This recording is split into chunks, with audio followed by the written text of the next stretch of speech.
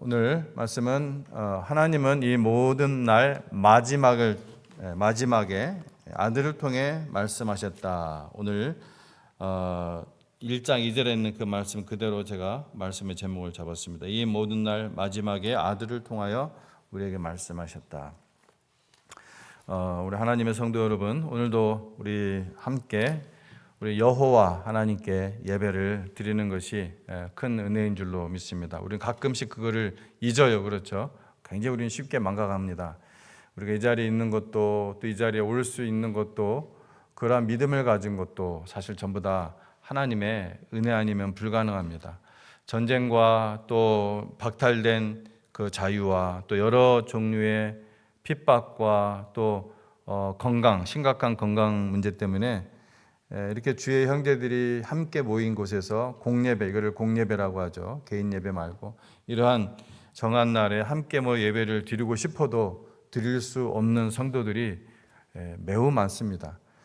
그런 외부적인 조건이 아니더라도 참 믿음이, 진정한 믿음이 흘러 떠내려가는 이 세대에 주일이 아닌 이 주 중에 우리 주간에 있는 그 한 가운데의 날인 이 3일에 함께 이렇게 모여서 예배를 이렇게 드리는 일이 쉽지 않죠.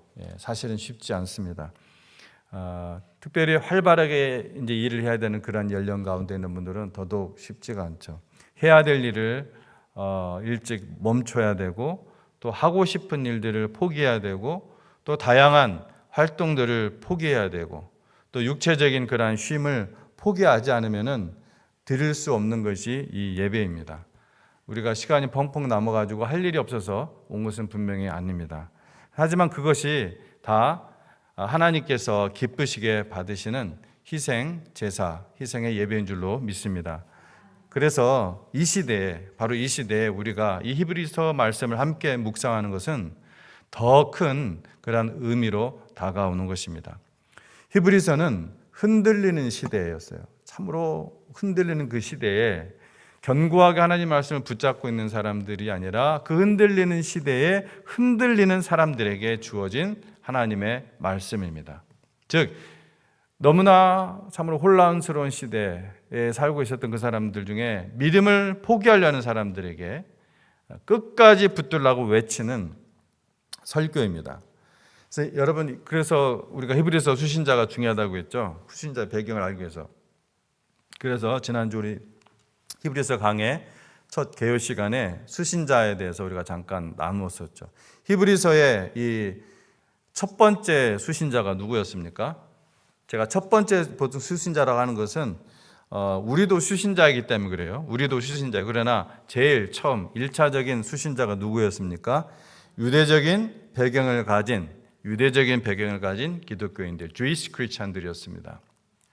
문제 상황이 뭐였냐면은 예수님을 믿었지만 이들이 다시 유대교로 돌아가고 싶은 그러한 유혹을 갖고 있었어요.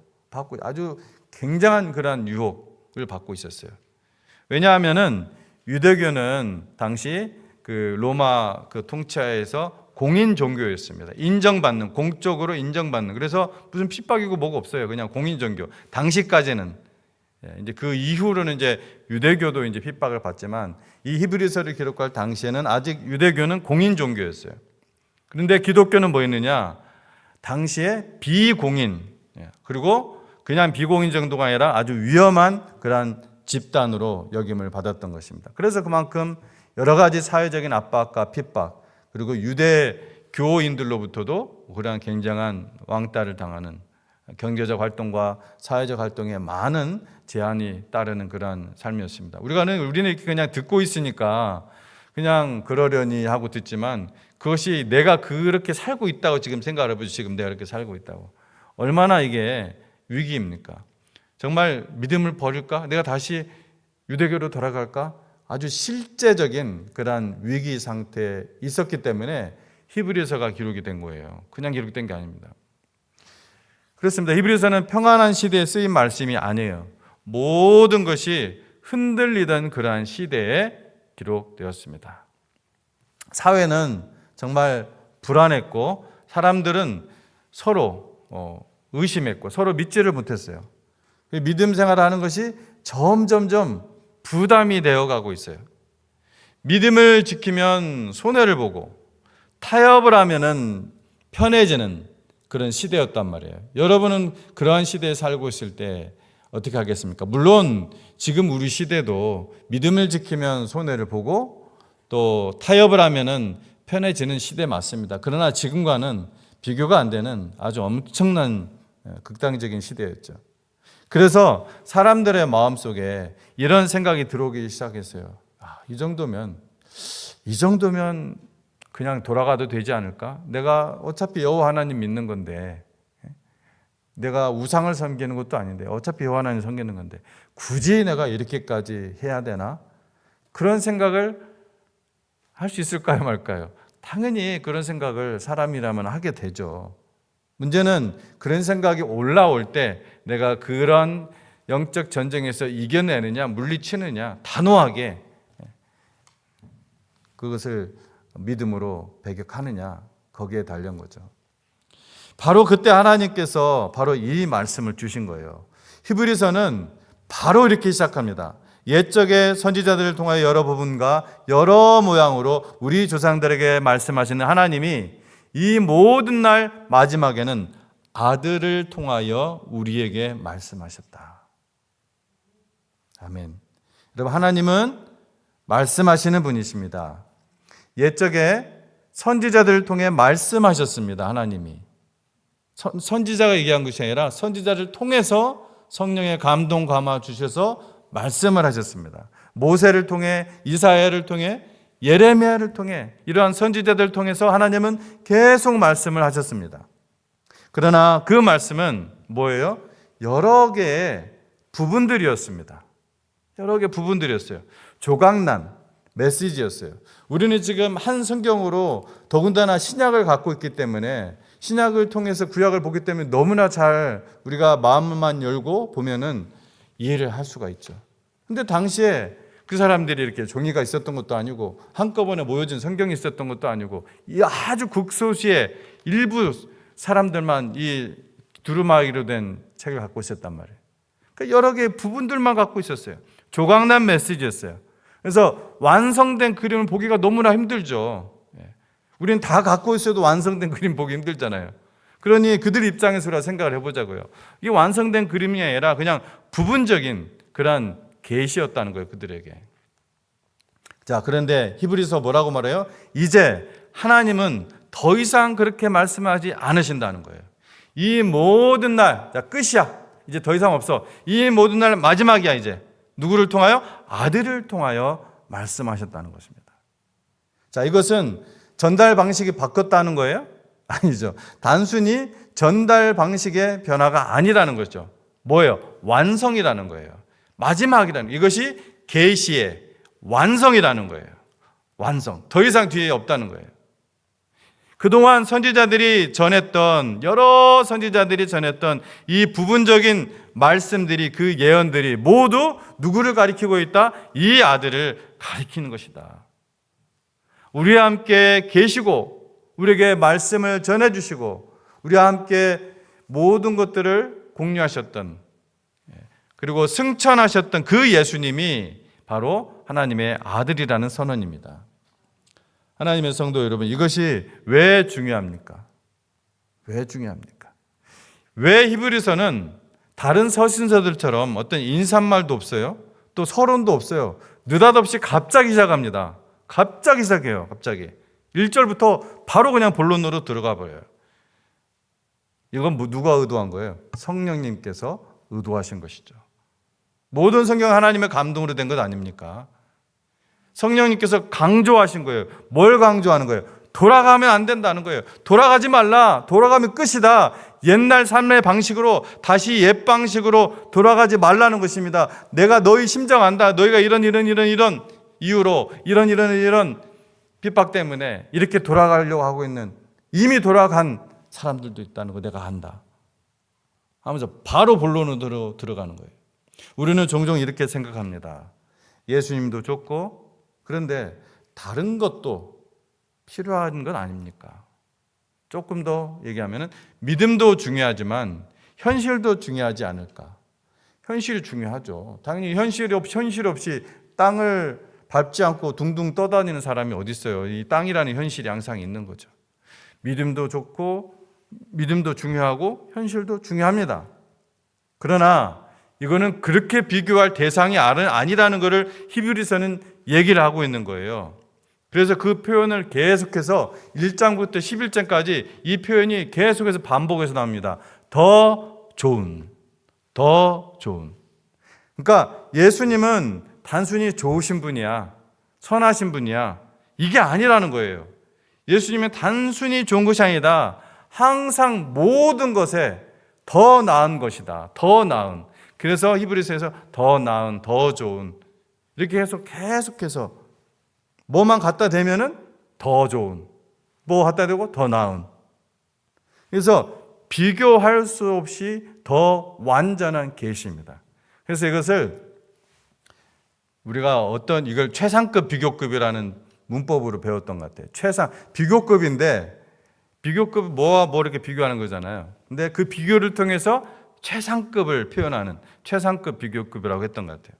그러니까 말 그대로는 그냥 누가 누구를 비교하는 비교급 같지만 그 의미는 뭐예요? 최상급이라는 거예요. 최상급, 최고. 자, 그러면 왜 이렇게 그냥 예수님이 최고인데, 당연히 최고인데 우리는 너무나 당연한 거 아니에요? 그걸 굳이 뭐 비교급을 써가지고 최고를 표현하나? 그 이유가 있는 거예요. 그냥 최상급을 쓰면 되지 왜 더 나은이라는 이러한 비교급을 쓰면서 예수님을 자꾸 누구의 비교 대상으로 했을까요? 히브리 주이스 크리스찬들이 핍박과 생활고를 피해서 다시 유대교로 돌아가려고 하니까. 누가요? 히브리 그리스도인들이. 그래서 히브리서예요, 이게 히브리서. 그들은 예수님 믿는 거 포기하지 않으면서, 그러니까 예수님 계속 믿으면서 동시에 유대교로 돌아갈 수 있는 거 아닌가? 그것이 더 합리적이고 더 좋은 거 아닌가? 그렇게 생각하고 있었어요. 그래서 우리는 수천 년 동안 그 유대교의 전통 속에서 살아온 히브리인들의 이 사고 구조를 먼저 생각해 볼 필요가 있다는 거예요. 우리는 이방인이에요. 우리가 유대교에서 큰 사람들이 아니에요. 근데 이 사람들은 수천 년 동안 그들의 조상 대대로 유대교 속에서 자랐어요. 그들의 사고 구조는 우리가 몰라요, 사실은. 일부러 이해하려고 하지 않으면. 그들 대부분은 저와 여러분처럼 예수님의 이 부활을 직접 목격한 자들이 아니라 전도자들의 이 복음을 듣고 예수님을 믿기 시작한 거예요. 그런데 그들 중에는 아직 예수님이 하나님의 아들이라는 사실을 정확히 모르는 사람들이 많았어요. 예수님을 믿는데 예수님이 하나님의 아들이라는 어떤 정확한 그런 것을 모르는 사람들이 많았다는 거예요. 우리가 믿는다고 하면서도, 그냥 쉽게 믿는다고 하면서도 정확하게 유대교인들이 와가지고서 이렇게 막 이리저리 질문하면은 헷갈리네, 뭐 이런 거 있잖아요. 여러분 성경 잘 모르면 이단들이 와가지고서 교묘하게 어떤 부분들을 말씀 가져가지고 여러분 막 질문하면은 홀딱홀딱 넘어간단 말이에요. 그런 상태에 있는 사람들이 많았다는 거예요, 지금. 그래서 이 히브리서 전체에서 히브리인들이 옛날에 유대교였던 이 히브리 크리스찬들이 위대하게 생각하는 것들을 쫙 나열하는 거예요. 그리고 그 모든 것들과 하나씩 비교하면서 자, 뭐 위대하다고? 예수님이 훨씬 더 나은 분이야. 또 이게 더 위대하다고? 예수님이 더 나은 분이야. 예수님이 더 나은 분이야. 이렇게 일일이 비교하면서 설명하는 거예요. 유대교인들이, 히브리인들이 일반적으로 생각하고 있는 아주 최고의 것들을 그들이 생각하기에 이 분야에 있어서는 이게 최고야, 이렇게 생각하는 것들을 다 끄집어 와가지고서 예수님이 더 나은 분이야, 더 나은 분이야, 이렇게 설명을 하는 거예요. 그래서 처음에 오늘 1장에서는 누구보다 나은 분이다? 천사보다 나은 분이다. 천사보다 나은 분이다. 우리는 너무나 당연하게 생각하죠. 우리는 지금이야. 그렇죠? 아니, 예수님이 어떻게 천사보다 안 나을 수가 있어요? 예수님이, 천사는 그냥 피조물인데. 우리는 당연해요. 근데 이 예수님이 천사보다 더 나은 분이야, 이 설명이 우리한테는 어떻게 보면 조금 유치하게 보일 정도로 당연한데 이들에게는 지금 예수님이 하나님이라는 아들이라는 이 사실을 정확하게 모르고 있다는 말이에요, 지금. 그러니까 막 흔들리는 거죠. 이 말씀을 모르니까. 이런 사실을, 이런 진리를. 그래서 제일 먼저 천사를 끄집어오는 거예요. 예수님은 천사보다 더 나은 분이다. 유대인들은요, 지금도 천사하면 꿈뻑 죽어요. 굉장히 신비주의자들이 많습니다. 이 오소독스 유대교인들도. 그런데 그 천사보다, 너희들이 생각하는 그 위대한 천사보다 더 나은 분이다, 예수님은. 모세보다 더 나은 분이야. 여호수아의 그 가나안 땅의 안식, 예수님의 안식은 여호수아의 그 안식보다 더 나은 분이야. 아론, 예수님은 그 아론의 계열보다 더 나은, 그 근본부터가 다른 영원한 제사장이야. 대제사장이야. 또 이 땅의 생명, 나중에 생명까지 얘기해요. 소중하지. 하지만 예수님은 더 나은 영원한 생명을 소유하신 분이고 그 영원한 생명을 우리에게 주시는 분이야. 이렇게 계속해서 유대인들에게 하나씩 유대인들이 생각하는 그 좋은 것들, 위대한 것들, 이것들을 끄집어와가지고 비교해서 최상급으로 예수님이 어떤 분인지 설명을 구체적으로 해주는 거예요. 이런 식으로 계속해서 히브리서가 13장까지 되는데 11장까지 더 나은 예수님을 강조하는 것입니다. 예수님이 최고야. 예수님이 없이는 영원한 생명이 없어. 예수님이 없이는 아무것도 아니야. 이 얘기를 하는 거예요. 그런데 어떻게 너희가 유대교로 옛날 그 삶으로 돌아간다고 하느냐? 라고 최상급 비교 구문으로 강조하는 것입니다. 오늘 본문은 계속해서 그 아들이 어떤 분인지 설명합니다. 뒤에 우리 2절 아까 얘기했죠. 그는 만유의 상속자요 또 그로 말미암아 모든 세계를 지으셨다. 만유의 상속자다. 이게 무슨 뜻일까요? 상속자. 만유의 상속자. 아버지 하나님의 상속자. 상속은 누가 하는 거예요? 아들이 하는 거죠. 예수님이 하나님의 아들이라는 거 얘기하는 거예요. 상속자. 우리가 상속자죠. 기업을 받은, 영원한 기업을 우리가 상속받죠. 예수님 때문에. 그럼 우리도 뭐예요? 어답트된, 양자된 하나님의 자녀라는 거예요. 그게 상속의 의미예요. 상속자의 의미. 또 그래서 그로 말미암아 하나님의 아들이니까 즉 그분이 하나님이라는 거잖아요. 그로 말미암아 뭘 지으셨다고요? 세계. 여기서 세계는 온 우주를 가리킵니다. 그 세계를 지으셨다. 모든 걸 창조하셨다. 그래서 이분은 단순한 선지자가 아니야. 이분은 창조주야. 창조자. 아멘. 예수님은 창조주이십니다. 또 이분은 모든 것에 그렇기 때문에 주인이십니다. 그리고 이어서 말합니다.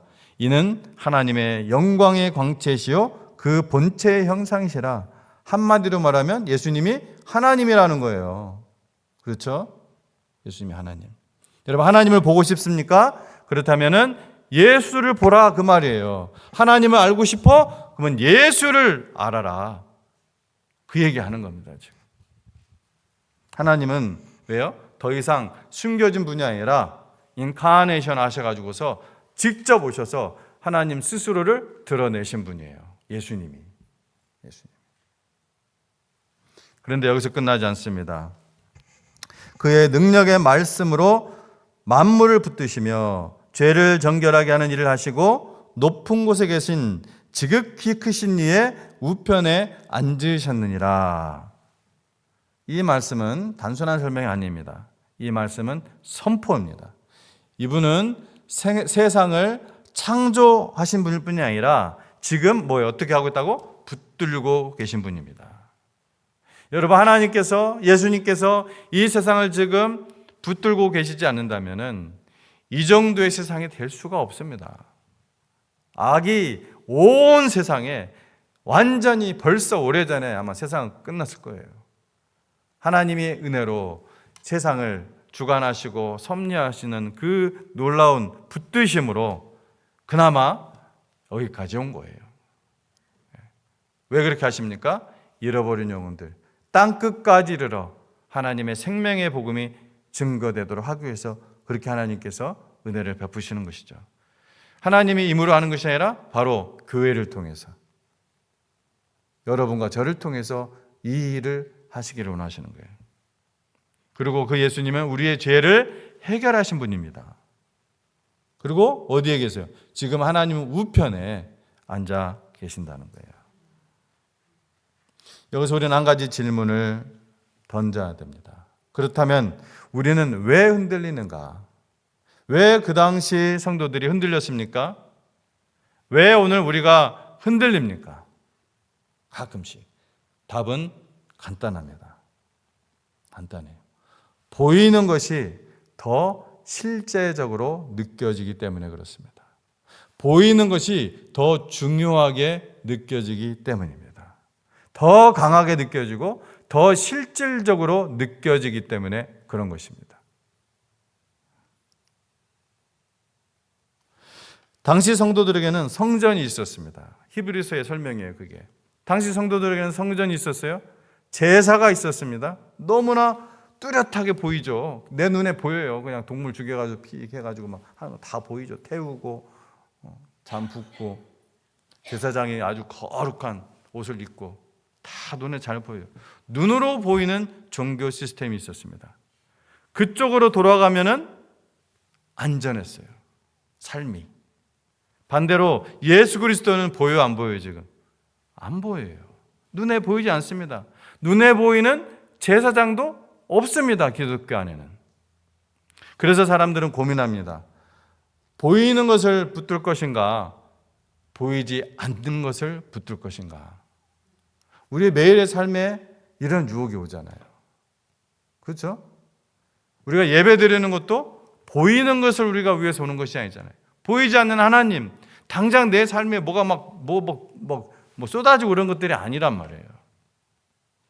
우리가 하나씩 지금 세워져 나가고 있는 거죠. 빌드업되고 있는 거죠, 영적으로 다만. 그게 보이지 않아요. 언젠가는 열매로 분명히 드러나죠. 오늘도 똑같습니다. 우리의 문제는 믿음이 없는 것이 아니라 다른 것을 더 실제로 느끼는 거예요. 더 강하게 느끼는 거예요, 다른 것을. 그래서 인간은 똑같이 어떤 것들이 충돌이 돼서 내가 선택을 해야 될 때 어느 하나를 선택을 해야 된단 말이에요. 오늘 여러분 예배 온 것도 아까 말한 것처럼 뭔가를 포기하고 온 거예요. 조금 쉬는 거 포기하고, 조금 더 장사하는 거 좀 포기하고, 조금 더 뭐 다른 활동 내가 포기하고, 뭔가를 하나님 포기하고 오는 거예요. 돈이 더 실제처럼 느껴지고, 안정이 더 실제처럼 느껴지고, 뭔가 내가 막 일을 해서 사람한테 인정받는 거, 그것이 더 실제처럼 느껴지잖아요. 여러분 하나님 앞에서 막 봉사할 때 사람이 몰라주면 그건 전혀 실제처럼 안 느껴지잖아요. 그래서 처음에 믿음이 없을 때 시험 들 때도 있잖아요.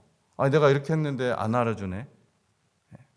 근데 우리는 누군가에게 보이기 위해서 하는 것이 아니라 보이지 않는 하나님, 그러나 실제 하시는 하나님, 그 하나님 앞에서 우리가 무언가 하나님 앞에서 섬기는 것이잖아요. 항상 보이는 것과 보이지 않는 것, 이게 우리는 자꾸 우리의 감각적인 거, 경험적인 거, 체험적인 것에 쏠리게 돼 있어요. 심지어 신앙생활을 하다가도 어떤 체험이, 하나님이 주시는 체험 같은 체험이 훅 들어오면은, 그 체험이 너무 강하면은 그 체험으로 내가 하나님의 말씀을 자꾸 해석을 하잖아요. 그런 경우 여러분 보셨죠? 우리도 그런 거 있을지 몰라요. 말씀으로 내 체험을 해석하는 것이 아니라, 말씀으로 내 사상을 체험하는 것이 아니라, 말씀으로 내 사고 구조를 내가 말을 잘 하고 있나요? 예. 하다 보니까 내 체험으로 하나님의 말씀을 해석하는 거예요.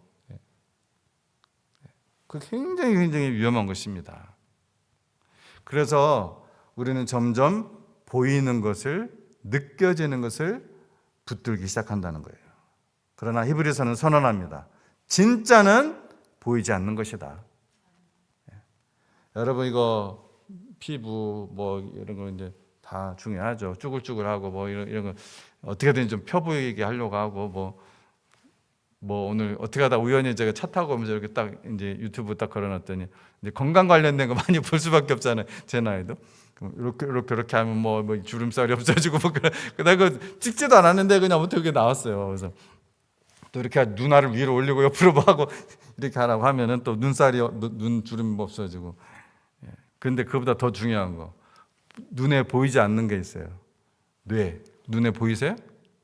내장 보이세요? 여러분의 그 신경 보이세요? 여러분 호흡도 안 보이잖아요. 호흡 눈으로 보여요? 어느 게 더 중요해요?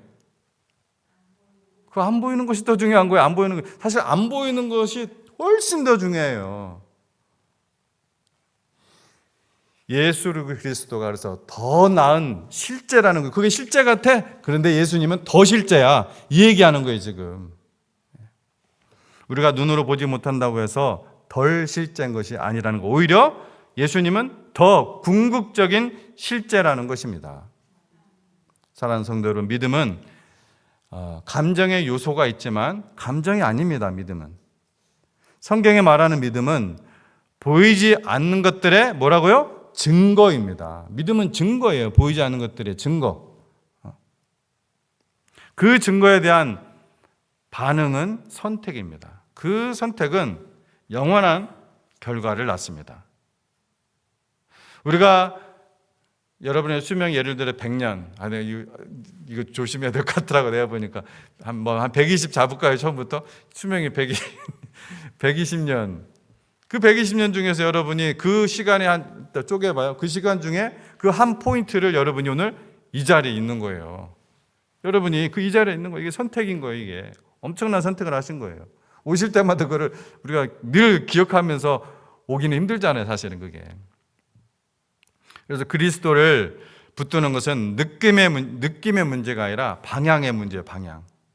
그리스도를 붙드는 것은 내가 예수님 너무 좋은 분이야. 이게 느낌의 문제가 아니라 믿음이라는 것은 방향의 문제예요. 그래서 히브리서는 첫 문장에서 우리에게 방향을 정해주는 거예요. 하나님이 이미 말씀하셨다. 하나님의 말씀, 누구를 통해서? 아들을 통해서 말씀하셨다.